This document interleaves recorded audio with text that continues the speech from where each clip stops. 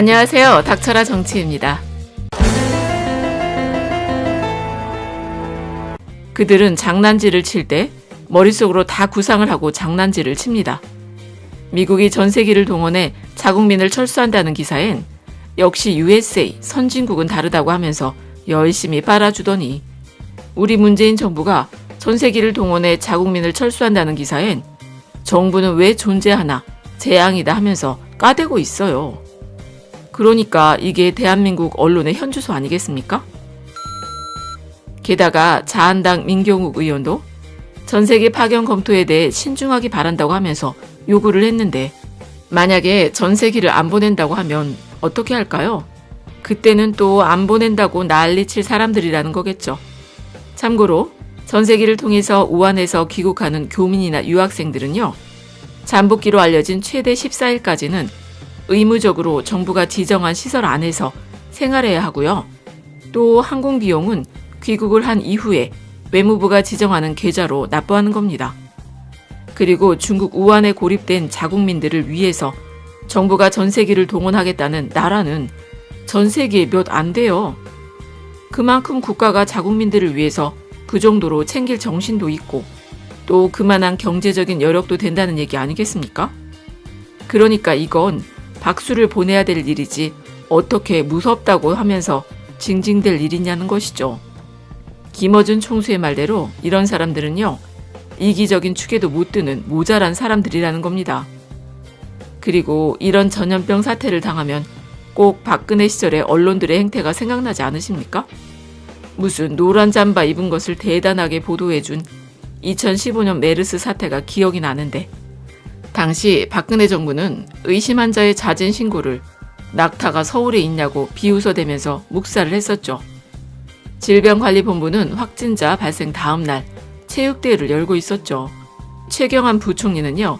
유언비어 유포자를 엄벌에 처한다고 하면서 여론 통제를 했어요. 그러다가 결국엔 다른 나라에서도 노무현 정부의 방역 시스템을 배우기 위해 찾아올 정도로 훌륭했었던 국가 시스템이 단숨에 무너져 버린 걸 깨달을 수 있었죠. 그 당시 메르스 사태의 책임은 무능한 정부도 있었지만요. 그런 무능한 정부를 비판하지도 못하고 오히려 추켜세우던 언론들의 책임도 크다고 생각합니다. 그런 언론들이 지금에 와서는 언제 그랬냐는 듯 중국몽이라는 프레임을 씌워서 갈라치기를 해대고 있는데 사실을 알고 보면은 박근혜가 천안문 광장에 올라서 박수를 쳐대니 오바마가 깜짝 놀라가지고 아베를 압박해 지소미아 체결하도록 만든 곳 아닙니까? 그리고 사드까지 강요를 받았고 나중엔 은근슬쩍 대통령도 모르게 사드가 설치돼 버렸죠. 그리고 시진핑한테 사드 경제 보복을 얼마나 당했습니까? 그게 다 박근혜 정권의 작품 중국몽 아니었습니까? 그런데 요즘에 문재인 정부를 향해서 친중이라고 하는데 문재인 대통령은 중국몽이 중국만의 꿈이 아니길 바란다고 하셨죠. 그러니까 이 말이 어떻게 친중 발언입니까? 게다가 문재인 정부가 중국몽에 취해서 중국인 입국을 방치하고 있다는 정부 비방도 나돌고 있는데 이거는 세계보건기구에서 국제적인 비상사태를 선포하지 않는 한 국제법상 대한민국 정부가 임의로 중국인 입국을 통제하기는 어렵다는 겁니다. 그런데 그런 현실을 무시하는 건 그 목적은 딱 하나, 문재인 정부를 음해하려는 유언비어일 뿐이죠. 그러니까 박근혜 정권 때 메르스 사태를 생각해보면요. 당시에 사망률이 매우 높았음에도 불구하고 주변국들이 한국인의 입국을 함부로 통제할 수 없었던 이유가 바로 WHO의 비상사태 선포가 없었기 때문이라는 거예요. 어쨌든 항상 우리나라 언론은 계속 이따위 식으로 프레임을 걸어서 자기들의 정략적인 이득을 취해서 존재하려는 것 같은데 그러니까 우리 국민들한테요. 불신을 당하며 기레기 소리를 듣게 되는 것이죠. 더 나아가 유시민 이사장 말처럼 전통 미디어가 유튜브나 SNS 같은 개인 미디어를 따라잡지 못하니 결국엔 망해가는 시대가 온 것 아니겠습니까? 아니 언론이라는 곳들이 기사부터 똑바로 썼다면 어떤 사람이 유튜브나 블로그를 찾아서 읽겠냐는 것이죠. 그리고 박근혜 정권의 메르스 사태 땐 정부가 감염자 이동 경로나 병원 등을 숨기며 혼란을 키우고 국민을 불안에 떨게 하지 않았습니까? 하지만 현재의 문재인 정부는 모든 사실을 공개하고 있어요. 그런데도 자한당 민경욱 의원은 박근혜 정부 청와대 대변인 시절에 세월호 브리핑을 하면서 웃음 짓던 그 민경욱 의원, 우한에 있는 한국 교민 500명을 빼오기 위해서 전세기 파견을 반대하는 이유가 그 500명의 우한 교민이 바이러스를 전파시킨다고 말하는 겁니다. 그러니까 세월호가 가라앉던 위기 상황에서도 구출할 생각은 못하고 웃고 있던 그 발상이 지금도 이어지고 있는 것 아닌가 싶다는 것이죠. 아니, 우한에 있는 우리나라 국민들 500명은 대한민국 국민으로서 모든 주권과 인권을 포기하고 그저 운에만 맡기라는 겁니까? 정상적인 판단력이 있는 정치인이라면 정부에서 위험 지역에 500명을 수송할 전세기를 파견한다고 한다면 수송할 조종사나 승무원들 그리고 감염 위험이 있는 해당 교민들이 한국에 왔을 때 어떤 과정을 통해 바이러스 감염 여부를 파악하고 전이를 막을 수 있는지에 대한 대책을 물어보는 것이 정상 아니겠습니까? 그냥 다짜고짜 안 된다고 하는 건 정말 정상적인 머리를 가진 인간이냐고 묻고 싶네요.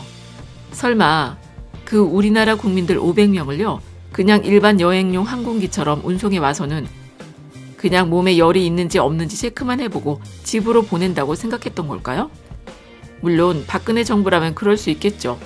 메르스 때 대응하던 모습을 생각해보면은 딱 그 정도 레벨이었으니까. 하지만 자국민에 대한 보호나 정치인으로서의 말의 무게를 전혀 생각하지 않고서 그냥 반대를 위한 반대만 한다면 부디 4월 15일 이후엔 안 보게 되기를 간절히 바라게 되네요.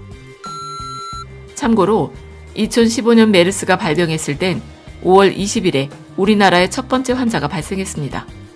그리고 이후에 6월 20일까지 한 달 동안에 169명이 감염이 됐었고 25명이 사망을 했었죠. 그렇게 최종적으로 감염된 사람은 186명, 그리고 사망자는 39명이었습니다. 그렇게 한국의 메르스 감염률은 전 세계 2위에 올랐죠. 하지만 이번 우한 코로나 바이러스의 경우엔 2019년 12월 30일 바이러스에 감염된 첫 환자가 한국에 입국을 했고요.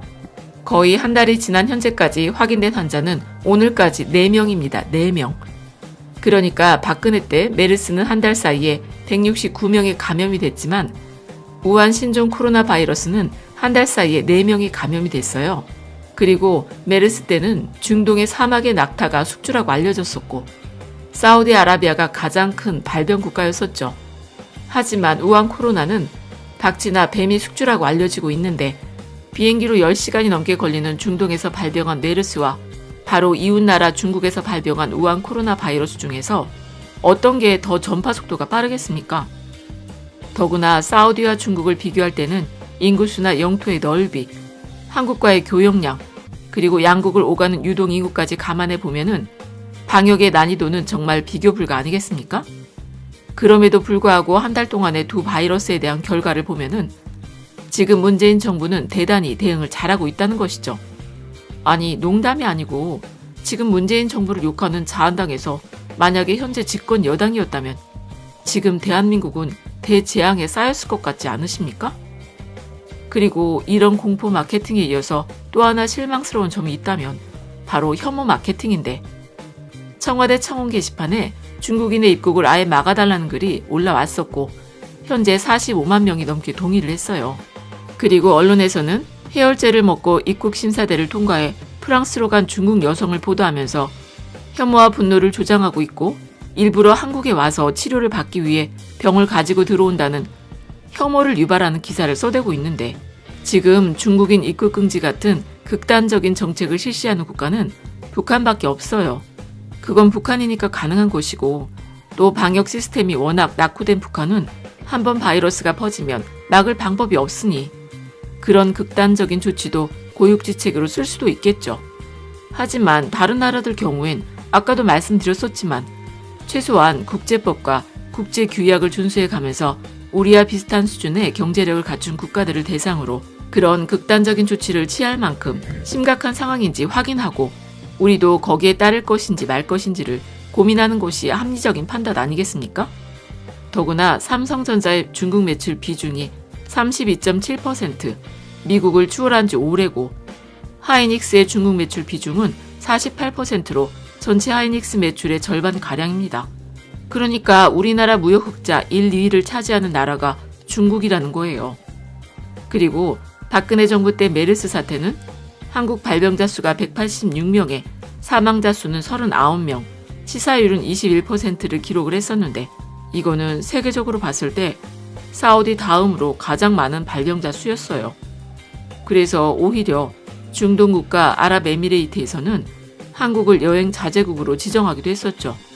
하지만 당시에 중국의 메르스 발병자 수는 1명, 사망자 수는 하나도 없었습니다. 그런데 중국에서는 우리나라 출입을 막지 않았다는 겁니다. 그래도 이번엔 좀 다행스러운 게 중국 정부에서 공식적으로 단체 해외 관광을 중지시켰습니다. 그리고 만약에 지난 메르스 사태 때 대한민국 국민들의 중국 입국을 막았다고 하면은 우리는 어떤 반응을 보였을까? 아마 더 큰 혐오가 불붙었을 것이고 국가 간에 대단히 심각한 문제가 발생했을 테지요. 어쨌든 지금 우한에서 발생한 신종 코로나 바이러스와 관련해 상황은 심각하지만 우리 정부는 잘 대응하고 있다는 겁니다. 그리고 우리 국민들은요, 지난 박근혜 정부 때 국가는 재난의 컨트롤 타워가 아니다 라는 엄청난 헛소리를 듣기도 했지만 문재인 정부는 뭐라고 했습니까? 국가는 재난의 컨트롤 타워이며 국민의 생명과 재산을 보호할 의무가 있다. 국민은 곧 국가다 라고 하지 않았습니까? 그러니까 누가 뭐라고 해도요, 우리 깨어있는 시민들이라면 문재인 정부를 끝까지 지지하고 믿을 거라는 생각이 드네요. 끝까지 들어주셔서 감사드리고 좋은 의견 있으시면 댓글 많이 남겨주세요. 감사합니다.